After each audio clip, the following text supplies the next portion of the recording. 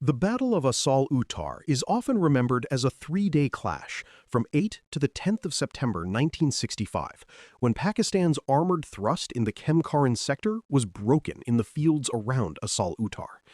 That memory is powerful, and it is not wrong, but it can make the battle seem as if the whole campaign ended the moment the Pattons stopped moving.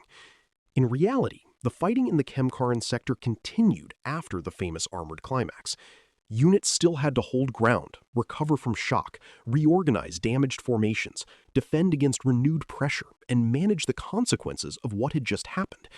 The battle after the battle matters because victory on a battlefield is rarely a clean ending. It is a transition into the next military problem. If you would like to move beyond the podcast, you can see my available books at militaryauthor.me. And at trackpads.com, you will find magazines and galleries with hundreds of thousands of photos and videos to explore. The first problem was simply control. After days of fighting, the battlefield around Asal Uttar was confused, damaged, and dangerous. Tanks lay destroyed or abandoned. Fields had been churned by tracks and shell fire. Minefields remained uncertain, and the line between safe ground and lethal ground was not always obvious. Soldiers who had survived the armored attack still had to occupy positions, watch for renewed movement, and sort through contradictory reports. Commanders had to know which units were intact, which needed relief, where ammunition was low, and where the enemy might still be capable of local action. A famous victory does not automatically give an army clarity. It gives an army an opportunity, and that opportunity can be wasted if order is not restored. For India, the defense had succeeded in its central purpose. The road toward Bikiwind, Hariki, and the Beas crossings had not opened. But that did not mean the Khem Karan sector was secure in every sense. Khem Karan itself had been lost earlier, and Pakistani forces still held ground in the area. Indian formations had to balance pride in stopping the armored thrust with the practical reality that the front remained contested. The men of 4th Mountain Division and supporting armored units had endured severe strain, and a damaged formation cannot simply celebrate and become fresh again. Defensive victory had to be converted into a stable posture. That meant replenishment, reorganization, recovery, and continued vigilance. For Pakistan, the failure of the breakthrough did not erase the need to hold a front. The armored offensive had lost its operational promise, but Pakistani forces still had soldiers, guns, tanks, and defensive responsibilities in the wider sector. A failed offensive often leaves an army in a dangerous state, forward enough to be exposed, damaged enough to be cautious, and politically pressured enough to avoid admitting failure too quickly. Commanders had to decide what could still be held, what could be recovered, and whether further attacks had any realistic chance of changing the situation. The battle after the battle was therefore also a test of damage control. When armored ambition fails, an army must prevent that failure from becoming a larger collapse.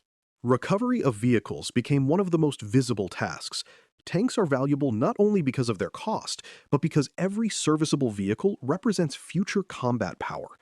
Both sides had reasons to recover damaged machines where possible, salvage parts, clear routes, and prevent the enemy from turning wrecks into trophies. Yet recovery work after an armored battle is dangerous. Minefields may not be fully marked, unexploded ammunition can detonate, artillery may still reach the area, and a disabled tank may sit in ground exposed to enemy observation. Recovery crews and engineers rarely occupy the heroic center of public memory, but they are essential to armored warfare. Without them, an army's tank strength bleeds away faster than production or reinforcement can replace it. The infantry battle also continued in less spectacular but important ways. Villages, field edges, and local strongpoints still mattered because they shaped the line after the main armored blow failed. Infantry had to patrol, dig, guard obstacles, and prevent the enemy from probing weaknesses. This work lacked the dramatic visibility of tank engagements, yet it decided whether the battlefield remained under control. A defensive box that held during the attack could not simply dissolve afterward. It had to be maintained, adjusted, and connected to the wider front. Infantrymen who had already faced tanks at close range now had to endure fatigue, shell fire, uncertainty, and the knowledge that the enemy might try again in some form. Survival remained an active duty. Artillery remained central because the front did not go silent. Guns could discourage renewed concentrations, support local defensive actions, harass movement, and protect recovery or regrouping efforts. Artillery also helped define what each side could safely attempt after the main battle. If a road or forming up area was under observation and within range, movement there became dangerous. If artillery ammunition was short or observation poor, opportunities could be lost. The battle after Asal Uttar therefore still belonged to combined arms. Tanks had become the famous image, but artillery, infantry, engineers, and logistics now determined whether the result could be held. A tank battle may reach its climax in direct fire, but its consequences are secured by less visible arms. The wider Indian command had to decide how much to exploit and how much to consolidate. This is a difficult question after any defensive success. Pursuit can magnify victory if the enemy is truly broken, but it can become costly if the defender leaves prepared ground and runs into a reorganized enemy. In the Khem Karan sector, Indian forces had to consider their own losses, fatigue, and the continuing war along other fronts. The temptation to reclaim every lost yard immediately had to be measured against the need to preserve the forces that had just stopped a major thrust. Armored warfare teaches this repeatedly. A successful defense does not automatically become a successful counteroffensive. The conditions for each are different. Later brigade actions in the sector remind us that official military history often records a longer, messier campaign than public memory preserves. Public memory prefers the dramatic core, the withdrawal, the defensive box, the smashed Pattons, and the legend of Patton Nagar.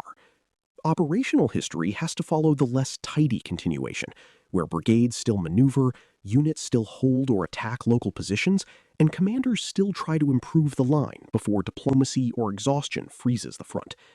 That later fighting may not have the same iconic force, but it mattered to the soldiers involved and to the final shape of the sector. The famous battle was the centerpiece, not the entire military story. The battle after the battle also shaped memory because the physical battlefield began turning into evidence. Destroyed tanks, captured equipment, damaged villages, and scarred fields became part of the story that each army told itself and its public. For India, the evidence supported a narrative of defensive skill against a stronger-looking armored thrust. For Pakistan, the same battlefield demanded explanation, reassessment, and in some accounts, argument about command, terrain, and execution. This is common after a failed offensive. The fighting ends, and then the struggle over meaning begins. Yet military education must resist letting later pride or embarrassment flatten the operational reality.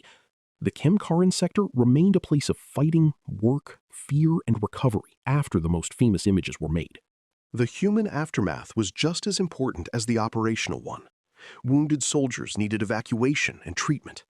Dead men had to be recovered and identified where possible. Crews who escaped disabled tanks carried physical injuries and memories of fire, smoke, and confinement. Infantrymen who had held villages had to live with what they had seen at close range. Civilians faced damaged homes, disrupted harvests, mined or dangerous fields, and the fear that the fighting might return. The phrase "after the battle" can sound calm, but for those on the ground, it often means the continuation of suffering under a different name. War does not end for a landscape the moment historians identify a turning point. The battle after the battle matters because it restores proportion to Asal Uttar. The three-day armored clash was decisive in stopping Pakistan's main thrust through Khem Karan, but the sector still required holding, clearing, reorganizing, and explaining. This is part of the larger evolution of armored warfare. Tanks can produce dramatic crises, and their destruction can produce dramatic memories, but modern mechanized war is sustained by systems that continue before and after the moment of armored decision.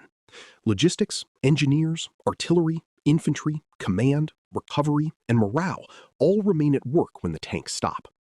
Asal Uttar became famous because the offensive failed. It remained important because the defenders converted that failure into a durable result on a still dangerous front. You've been listening to Famous Tank Battles.